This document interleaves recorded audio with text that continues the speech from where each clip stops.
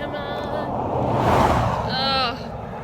They even moved the van over as if they smell us stinking. Right before I hitch, I always wonder, you know, like, who is this person that's gonna pick me up and give me a ride? And like, what is their story? And how, I don't know, the timing just has to be perfect that our paths cross right at, you know, the time that they do, and that they're willing to give you a ride and help you out. So I don't know, it's always cool to me, just like wondering, you know, who it will be. But that's part of the journey. I had someone ask me the other day if my neck knife is for people, and I was like, well, if I find one that wants it, it is, but otherwise it's for cheese and salami. But in all honesty, the trail is a pretty safe place. I mean, I know bad things happen, but I haven't felt threatened yet, so don't be afraid to get out here and go hike.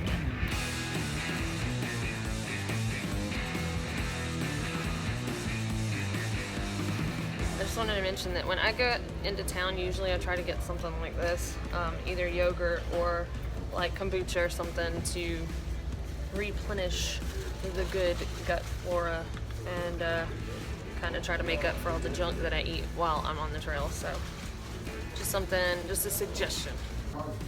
This is where we part ways. It's been a good 600 miles. Oh, this right here is a glowworm. Isn't that crazy? That is so cool. These are just left and right. This one's only about, I don't know, 1.5 inches, tail and all, but woo! Woo! It's a big centipede. Wow, this guy is ginormous. And again, this is why you night hike. So you can see all the things that can crawl on you while you're cowboy camping.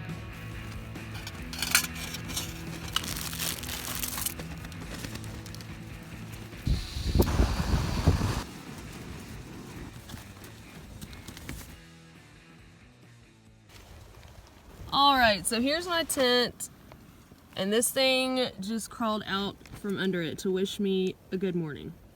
This is why in the desert you should sleep with your stinky shoes in your tent.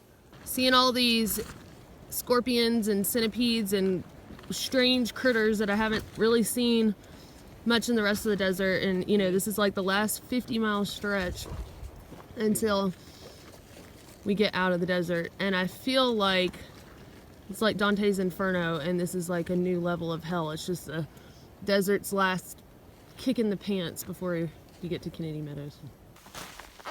Including last night. This is day 2 of hiking in my new ultras, and so far so good. Like, they feel great. It's supposed to be in the lower 100s today as far as temperature goes, and I totally believe it. The good thing about the stretch up ahead to Kennedy Meadows, water is not as scarce as it has been, so that's a positive thing. It is hot. I'm hiding out under my umbrella right now, trying to stay out of the sun. Been in this spot for about 5 hours now, and it's still really hot, but toying with the idea of just seeing how far we can hike through the night to get to Kennedy Meadows, maybe at a decent time tomorrow. But it's 33.5 miles away, and it's like already after 5 p.m. So we'll see. Just an update on my disgusting toenails. When they got the blisters under them, the 2 big toes, you know, it kind of separated from the nail bed a little bit, and I thought maybe I caught it in time, but it looks like they're going to turn black and fall off. But now I'm worried that maybe I got some kind of toenail fungus. I don't know, but they look really gross, so I'm putting this cream stuff on them, and hopefully it's going to help. One of the last sunsets, potentially the last sunset, I'll see in this desert. I keep reading in the Gut Hooks app how a lot of these campsites, and especially water sources, are starting to have a lot of bear activity. So that's gonna make this night hike more interesting, with that thought in the back of my mind. But hopefully the smell of me coming will be so offensive that they'll just scurry off somewhere. I'm about a quarter of a mile from where I'm finally stopping tonight. It's about 1 a.m. and tomorrow I only have like 19 miles to Kennedy Meadows, and I'll be so happy to be out of the desert. Hi ho, through the last day of the desert I go. Da da da da da da da. Hi ho.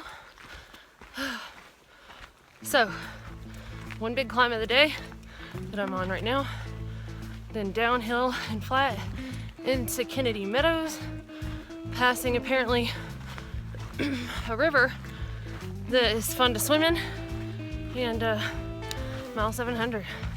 It's gonna be a good day. There are some whitecaps. My friends just finished the last climb of the desert. Oh, it feels so good. Oh. You know, I keep hating on the desert, and but I have appreciated the new challenges that the desert has presented, and you know, figuring out ways to deal with the conditions and kind of adapt. You know, that's cool too. But so it's just been part of it, and I'm happy for it, and happier that it's done. I'll look back on this and reminisce and have good memories from it, but time to move forward. I said, are you practicing for the Sierras? The terrain is really starting to transition. It's really neat to watch it happen over just a couple miles.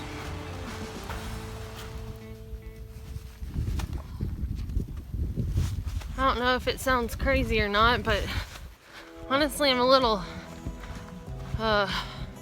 anxious about hitting Kennedy Meadows. I'm excited, but like, I don't know, it's such a landmark, you know, and it's just like, stuff's about to get real. Cool.